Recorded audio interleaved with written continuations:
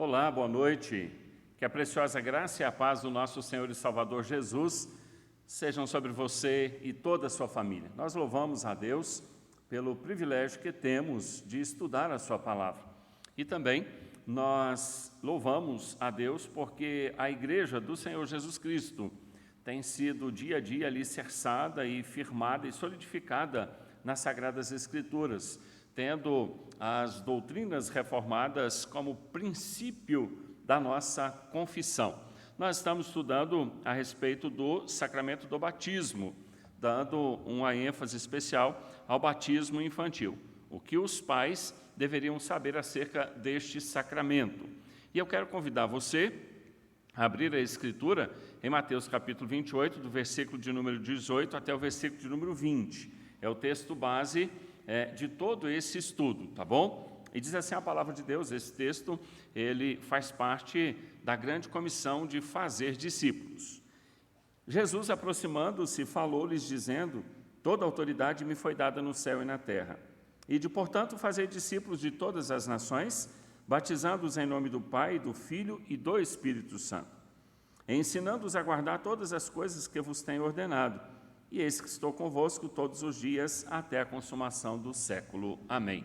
Ore comigo nesse instante.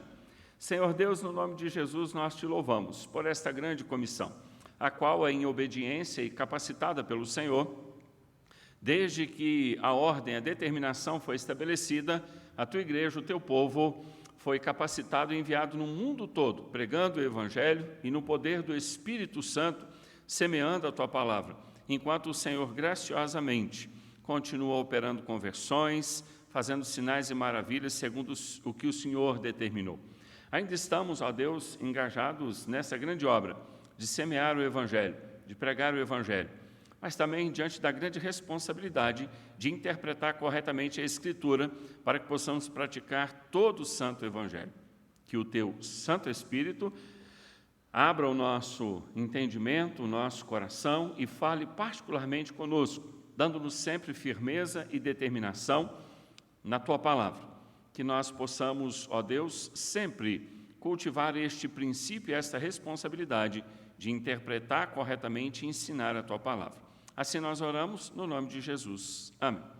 Pois bem, meus irmãos, nós, reformados presbiterianos, calvinistas, não apenas dos 5 pontos, mas de todo o escopo da doutrina calvinista, que inclui, sim, o batismo infantil, nós entendemos ser o batismo infantil uma prática com pleno respaldo bíblico e que nós temos também as evidências históricas que respaldam essa prática. E então nós podemos ensinar e exigir dos pais crentes, membros da nossa igreja, da Igreja Presbiteriana do Brasil, podemos ensinar e exigir que eles aceitem e acatem essa doutrina, porque em acatando é bênção para os filhos, para a família e para a igreja. Em desobedecendo, há sim uma desobediência à palavra de Deus, e isso vai proporcionar um descontrole no que se refere a todo o escopo da doutrina reformada. É importante você lembrar que a doutrina bíblica reformada, que a Igreja Presbiteriana abraça, ela é firmada e alicerçada em toda a palavra de Deus. Nós não temos nenhuma doutrina que é alicerçada em uma parte isolada da Escritura. Logo, obedecer a toda a doutrina reformada é obedecer à Escritura. Se você deixa de obedecer um dos pontos ou uma das doutrinas, como, por exemplo, o sacramento, o batismo infantil, você está ferindo o todo, porque o batismo infantil não está alicerçado em um versículo, em uma passagem isolada da Escritura, mas no seu todo também. Ok, até aqui então, na semana passada, nós vimos e orientamos os irmãos a memorizar 4 coisas. A primeira delas, que todo ensino do Novo Testamento tem a sua origem no Antigo Testamento. Ele está embasado naquilo que foi prometido e ensinado no Antigo Testamento e que se cumpriu na pessoa de Cristo. Vimos também que Abraão foi salvo pela graça por meio da fé. Ele não foi salvo pela circuncisão em si. Ele foi salvo pela graça mediante a fé. Vimos também que o próprio Senhor Deus, ele instituiu a circuncisão como símbolo de salvação, um sinal que apontava para a salvação, e não como algo que em si mesmo salva, mas apenas um símbolo. E vimos também que o símbolo deveria ser dado aos filhos daqueles que realmente faziam parte do pacto. Nosso assunto hoje parte do princípio o batismo como um novo símbolo. Lemos em Mateus capítulo 28, versículo 19, as palavras de Jesus. Ide, portanto, fazer discípulos de todas as nações, batizando-os e não circuncidando-os, em nome do Pai, do Filho e do Espírito Santo. Então, o que nós já partimos do princípio aqui é a autoridade absoluta e máxima do Senhor Jesus Cristo.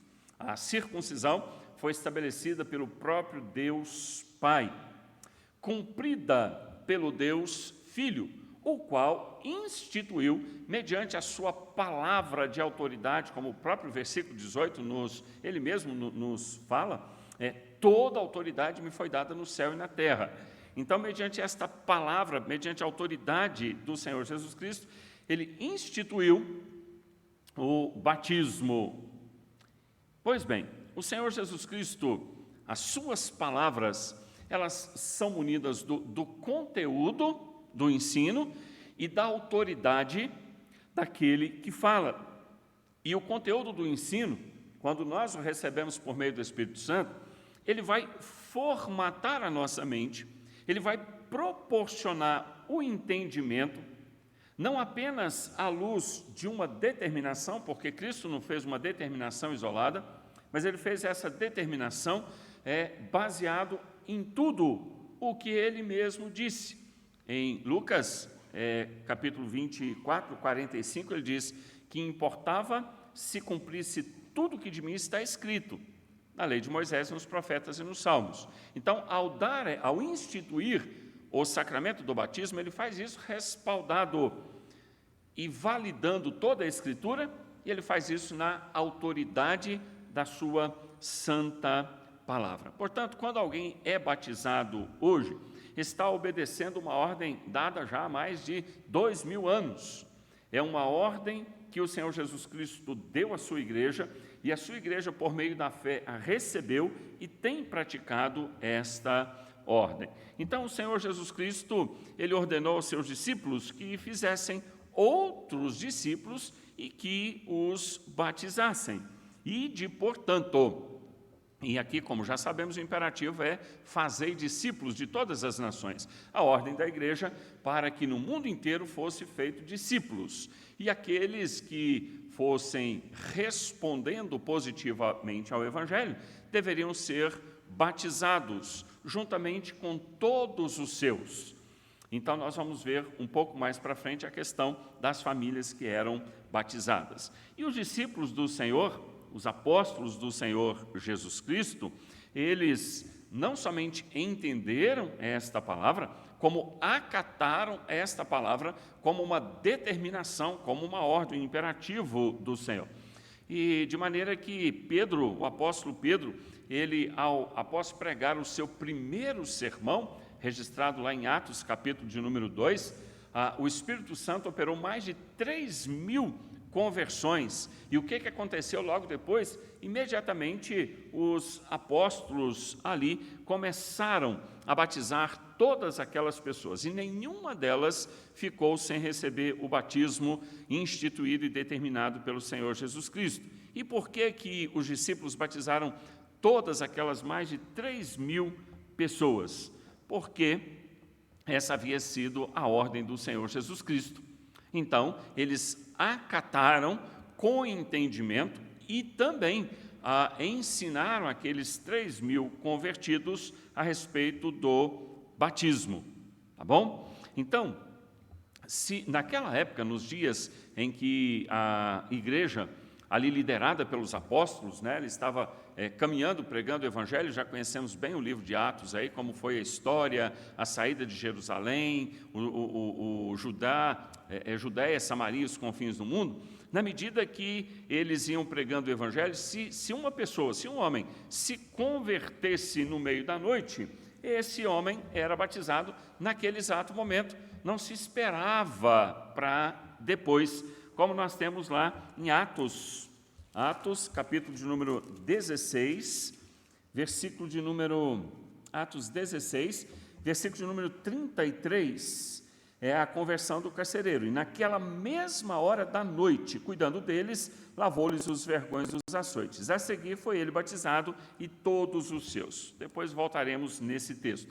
Então, ele é levado à fé no Senhor Jesus Cristo à noite, naquele mesmo instante ele foi batizado. Também, em Atos, capítulo de número 8, dos versículos 26 até o versículo de número 40, quando Filipe é enviado pelo Senhor a evangelizar o eunuco, que estava lendo o profeta Isaías, e ali eles estavam no deserto, e ali, quando o capítulo de número 8, versículo de número 36, diz assim, 35, 36, então Filipe explicou, e começando por essa passagem da Escritura, anunciou-lhes a Jesus, tomando como base o profeta Isaías. Seguindo eles caminho fora, chegando a certo lugar onde havia água, disse o eunuco, eis aqui a água que impede que eu seja batizado?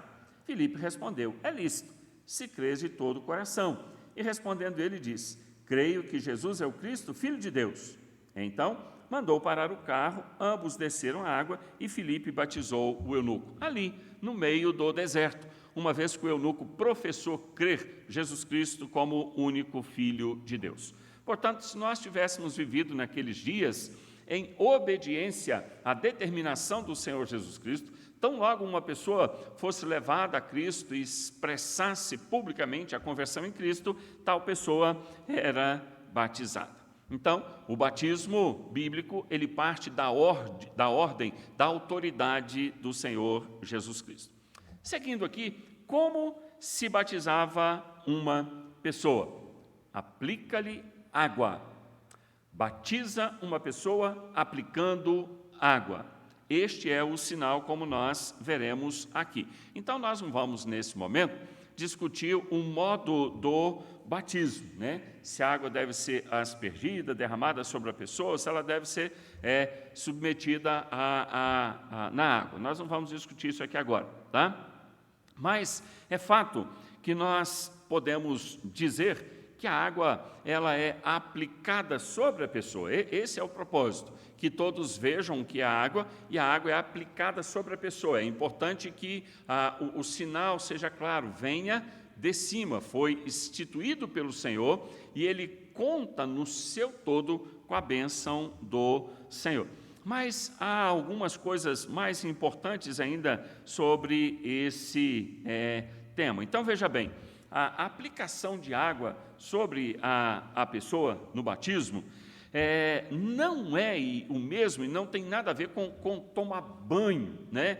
Com jogar uma grande quantidade de água para lavar uma pessoa, ou lavar as suas mãos, ou o seu corpo. Por exemplo, alguém que trabalha em alguma profissão que fica todo sujo, um mecânico, um pedreiro. Ele chega em casa, ele tem que se banhar, jogar água nele para que lave toda a sujeira proveniente do seu trabalho. Mas o batismo ele não tem a ver com o lavar, que a água cumpre esse papel em outras ocasiões, como eu acabei de mencionar, o caso de um trabalhador quando chega de um serviço, de uma profissão, que ele está todo sujo, né? E as pessoas tiveram um dia agitado, chegaram em casa e aí sim usarão a água para lavar fisicamente o exterior do corpo. Mas o batismo, ele tem a ver com a relação da pessoa e Deus. Então, o batismo tem a ver com a relação de uma pessoa com Deus. É algo que tem um princípio espiritual. É algo que aponta para a relação daquela pessoa que está sendo batizada com o Deus Todo-Poderoso da Escritura.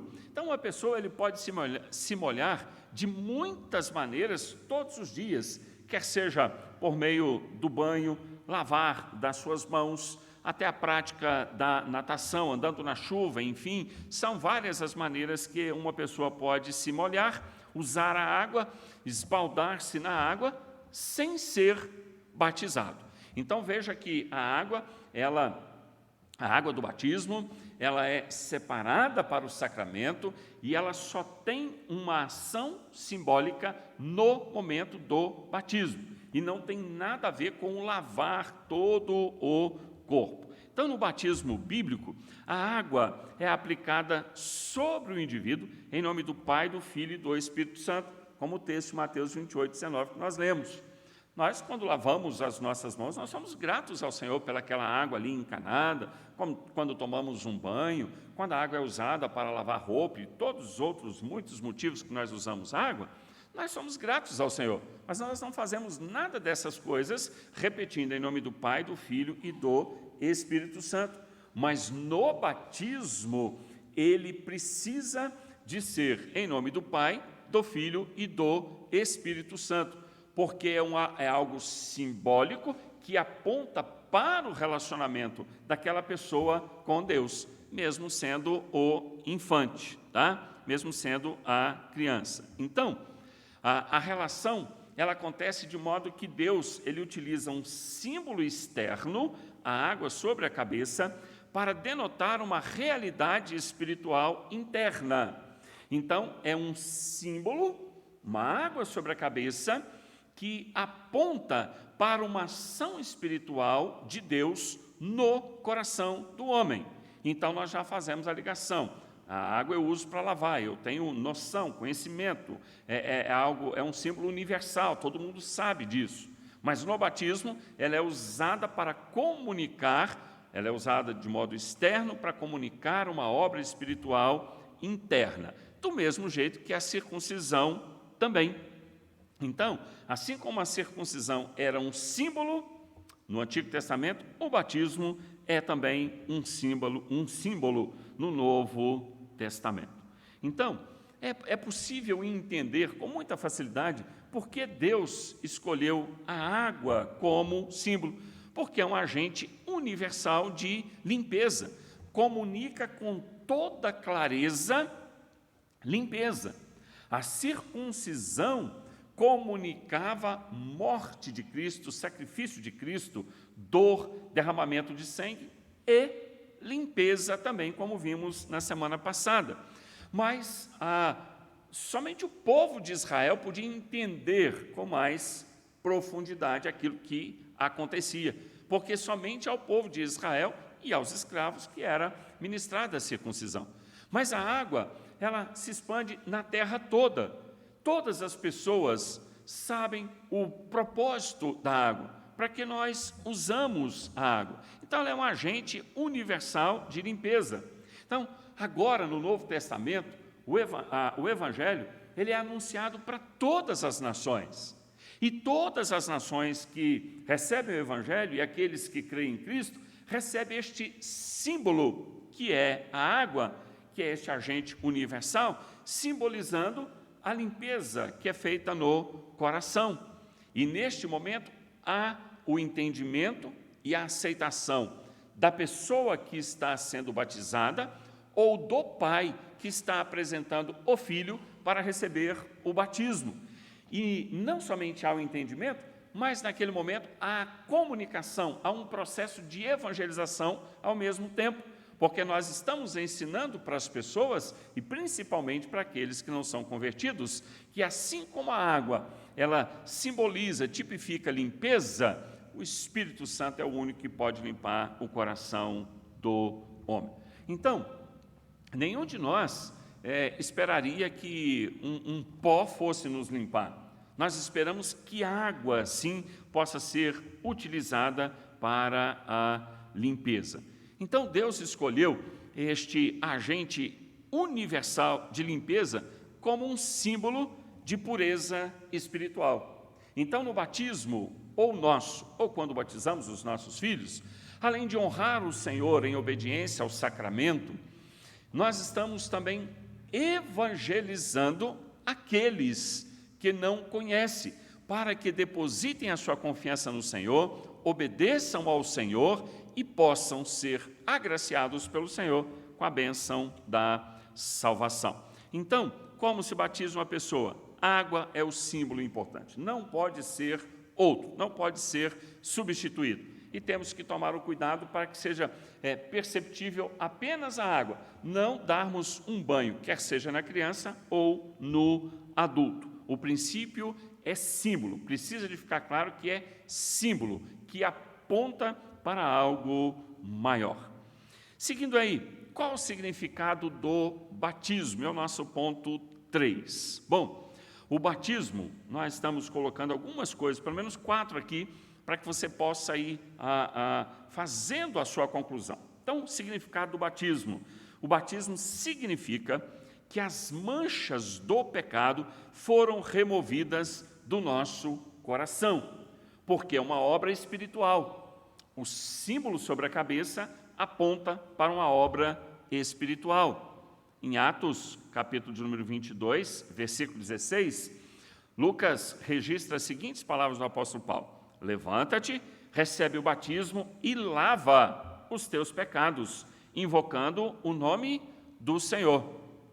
Então, o apóstolo Paulo, nesse testemunho que ele está dando, ele está trazendo mais detalhes do que Ananias havia falado para ele. Então, Lucas registra aqui o que foi dito ao apóstolo Paulo para que ele pudesse, então, receber o batismo.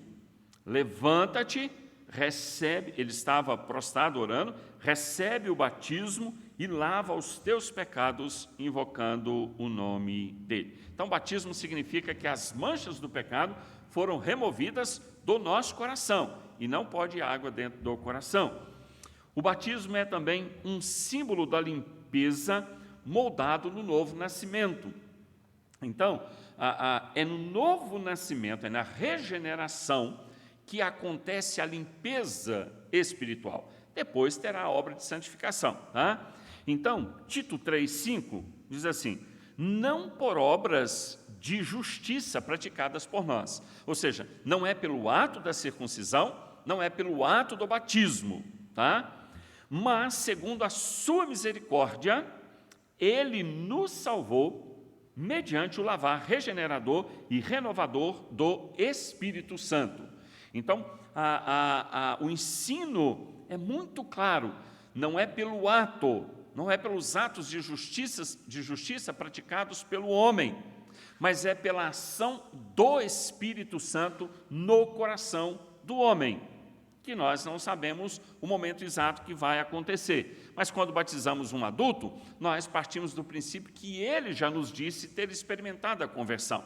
Quando nós batizamos uma criança, ela ainda é um recém-nascido, ela não tem entendimento nenhum, mas os pais tomaram a decisão de a apresentá-la ao batismo, porque tal criança nasceu em pecado e a única esperança dela é o lavar regenerador do Espírito Santo de Deus, que pode acontecer quando criança, pode acontecer quando adulto ou adulta, ou pode não acontecer. O batismo não garante salvação. Então, quando nós nascemos de novo, ou quando nós somos regenerados, levados à conversão, quando nascemos para Cristo, morremos para o pecado. E à medida que nós vamos crescendo em nossa vida, no nosso relacionamento com o Senhor, nós vamos fazendo morrer a velha natureza. Nós somos capacitados pelo Espírito e pela palavra para fazer morrer a velha natureza, o pecado, e vivermos de acordo com a palavra de Deus. Então, nossas vidas, elas passam a ser limpas espiritualmente. Tá? Então, o batismo, ele é o sinal de que isso está sucedendo. Então, quando nós adultos batizamos, nós estamos declarando isso. Experimentei a conversão, experimentei a regeneração, e Deus está mudando o meu coração. Quando nós batizamos as crianças, elas nem reconhecem que são pecadoras, não reconhecem praticamente nada, não está com a sua formação do globo ocular completa. Há ainda um processo de formação física.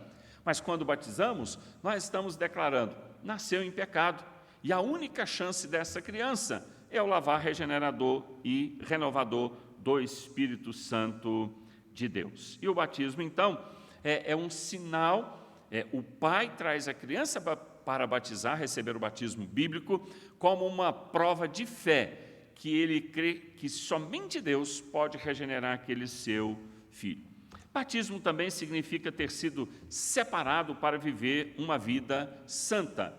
Ninguém toma um bom banho para se lançar de novo na sujeira imediatamente. É lógico, se tomou banho hoje, sua profissão suja muito, amanhã você vai sujar e aí segue, é vida que segue.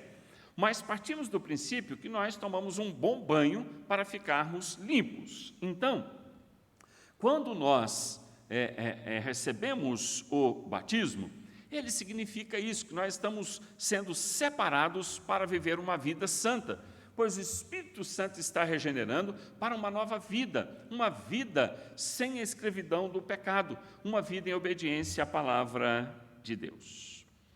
Portanto, irmãos, o batismo por água é um símbolo de um acontecimento, não uma realidade em si mesmo.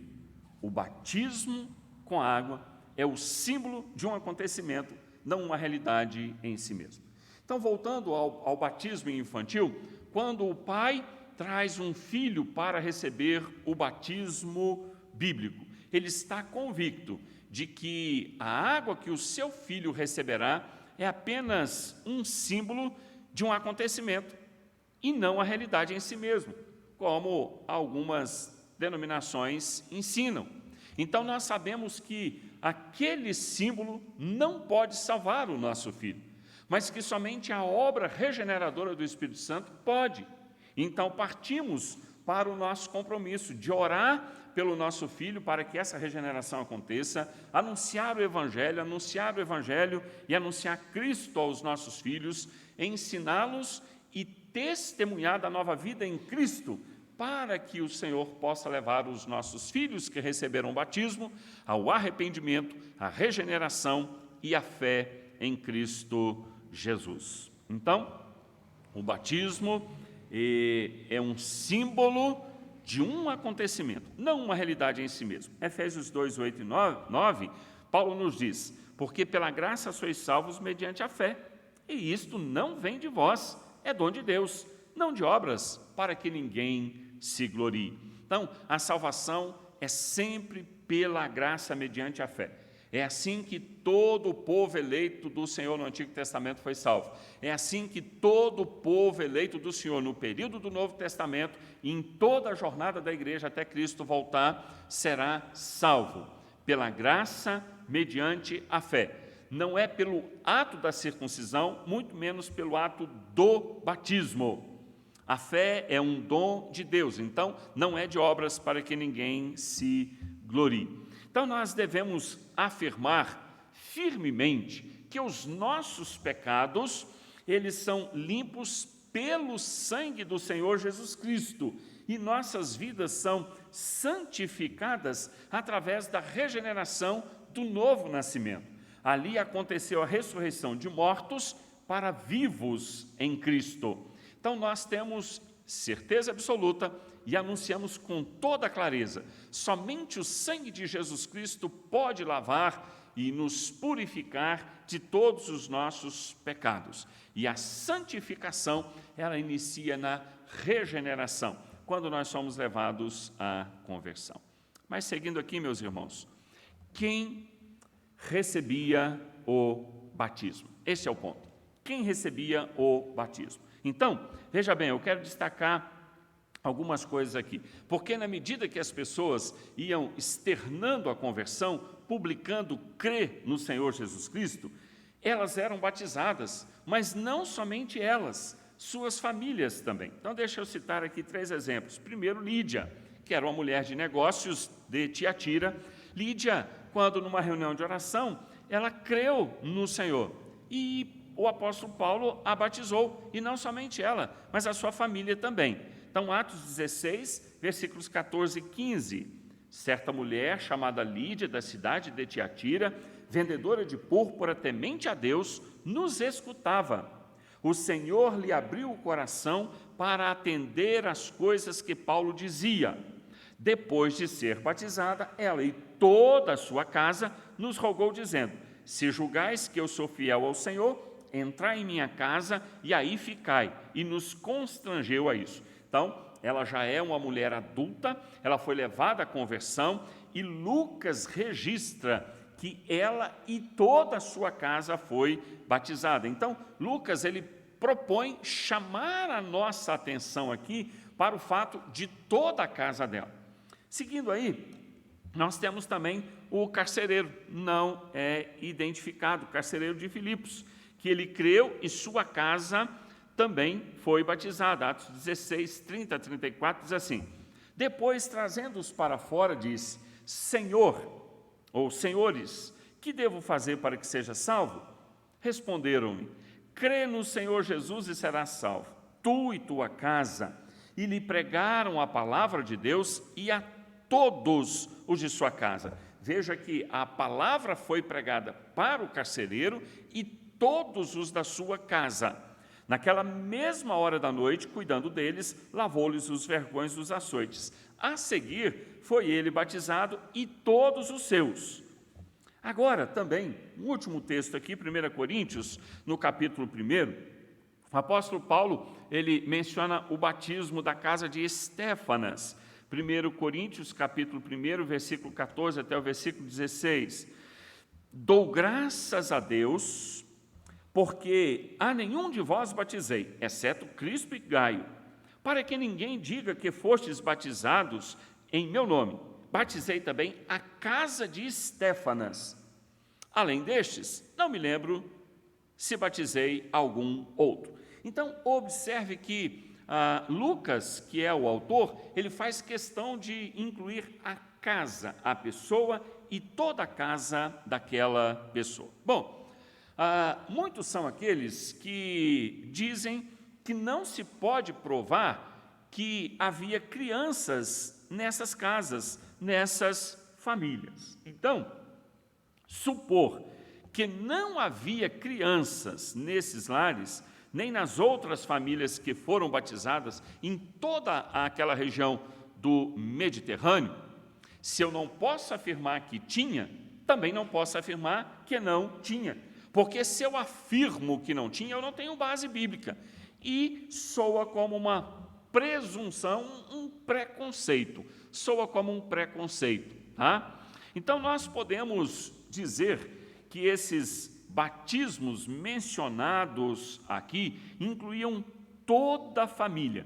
E aí, nós perguntamos, será que em cada um destes casos, os convertidos e as famílias não tinham nenhuma criança, nem eles, nem os servos? Não havia nenhuma criança? Então, nós não podemos afirmar nem que tinha, nem que não tinha, mas é digno de nota que Lucas registra ele ou ela e toda a sua casa. No Antigo Testamento, circuncidava a criança ao 8º dia. Então, nós não precisamos, preste atenção, nós não precisamos de um versículo que diga claramente, batiza a criança. Você encontra em todo o Novo Testamento um versículo que manda dar ceia para as mulheres? Se você encontrar, me diga. Nós não damos ceia para as mulheres, ou deixamos de dar, porque tem um versículo ou a ausência de um versículo, mas nós ministramos o sacramento da Santa Ceia no contexto de toda a Escritura, do Antigo e do Novo Testamento, do mesmo jeito que nós aplicamos o batismo bíblico à criança, no contexto de toda a Escritura, do Antigo e do Novo Testamento.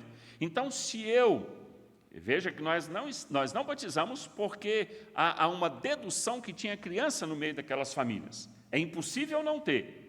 Se eu não posso dizer que tinha, também eu preciso ser honesto e eu não posso afirmar que não tinha.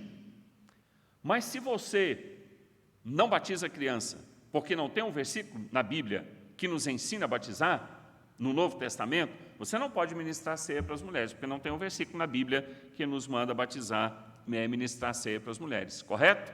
Mas nós ministramos ceia para as mulheres e batizamos as crianças porque nós estamos firmados na doutrina do Antigo e do Novo Testamento. Pois bem, seguindo aí, eu quero fazer uma comparação entre o Antigo e o Novo Testamento. O batismo do Novo Testamento, com a água como símbolo, ele toma o lugar da circuncisão como símbolo da salvação. Então, o batismo toma o lugar da circuncisão como símbolo da salvação, tá? Então, eu quero considerar com vocês 3 perguntas partindo do princípio do Antigo Testamento, à luz do ensino sobre a circuncisão, tá? Então, veja bem, primeira pergunta: o que acontecia no Antigo Testamento quando uma pessoa cria no Deus de Abraão e confiava nele? O que acontecia? Era circuncidada. Qual era o sinal externo que representava o coração limpo no Antigo Testamento? A circuncisão. Qual era o símbolo externo que marcava a entrada de uma pessoa na comunidade de crentes no Antigo Testamento? Circuncisão, que era aplicada nas crianças a partir do 8º dia. Bom, agora façamos as perguntas substituindo o Antigo pelo Novo Testamento. O que acontecia no Novo Testamento quando uma pessoa cria no Deus de Abraão e confiava nele? Porque o Deus do Novo Testamento é o mesmo Deus de Abraão, Isaque e Jacó, tá? O que acontecia? Ela era batizada. Qual era o sinal externo que representava o coração limpo no Novo Testamento? Ou qual é? Batismo. Qual era ou qual é o símbolo externo que marcava a entrada de uma pessoa na comunidade dos crentes do Novo Testamento, conforme Mateus 28, 18 ou Mateus 28, 19? O batismo. Então, nós não precisamos de um versículo no Novo Testamento que diga com todas as letras: batiza o recém-nascido. Não precisamos, porque esta doutrina do batismo está alicerçada na doutrina da circuncisão e que não era exclusivamente para os judeus, para o povo de Israel. O escravo comprado na casa ou estrangeiro deveria ser submetido à circuncisão também. Portanto, irmãos, o batismo é o cumprimento da circuncisão. Ambos representam a mesma coisa e apontam para a obra que Cristo realiza por meio do eleito. Eu quero finalizar lendo com você Colossenses 2, 10 a 15.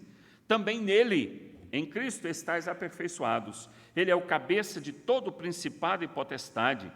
Nele também fostes circuncidados, não por intermédio de mãos, mas no despojamento do corpo da carne, que é a circuncisão de Cristo, tendo sido sepultados juntamente com ele no batismo, no qual igualmente fostes ressuscitados mediante a fé no poder de Deus que o ressuscitou dentre os mortos. E a vós outros que estáveis mortos pelas vossas transgressões e pela incircuncisão da vossa carne, vos deu vida juntamente com ele, perdoando todos os nossos delitos, tendo cancelado o escrito de dívida que era contra nós e que constava de ordenanças, o qual nos era prejudicial. Removeu inteiramente, encravando na cruz, e despojando os principados e as potestades, publicamente os expôs ao desprezo, triunfando deles na cruz. Veja que Paulo diz aqui: nele também fostes circuncidados, não por intermédio de mãos, mas no despojamento do corpo da carne, que é a circuncisão de Cristo. E ele fala que nele, em Cristo, nós somos sepultados pelo batismo. Portanto, tanto a circuncisão apontava para a obra que Cristo realizaria, quanto o batismo aponta para a obra que Cristo realizou, pois quando ele instituiu o batismo, ele já estava sendo elevado ao Pai, onde está glorificado. Os dois sinais apontam para a mesma obra: salvação por meio da graça mediante a fé. Que o Senhor nos dê clareza e entendimento. Na semana que vem, nós vamos continuar tratando deste assunto. Se você tiver interesse, eu mando as anotações para você, tá bom? Ore comigo nesse instante. Senhor Deus, em nome de Jesus, dá-nos o entendimento da Tua palavra, desta doutrina maravilhosa, em se tratando do batismo que estamos estudando, mas toda a Escritura, ela é perfeita e nos ensina tudo que nós precisamos para depositarmos a nossa fé no Senhor. Dá-nos clareza, para que não somente apresentemos os filhos ao batismo, mas possamos cumprir todos os nossos compromissos e crer no poder regenerador e renovador do Espírito Santo do Senhor. No nome de Jesus, Teu Filho, nós oramos. Amém. Deus te abençoe e até o próximo estudo, se o Senhor assim nos permitir. Amém.